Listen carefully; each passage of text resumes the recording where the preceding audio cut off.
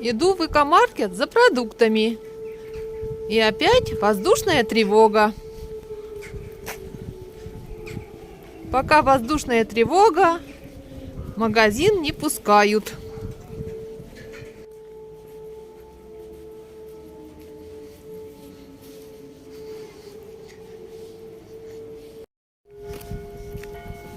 Колокольный звон также предупреждает о воздушной тревоге.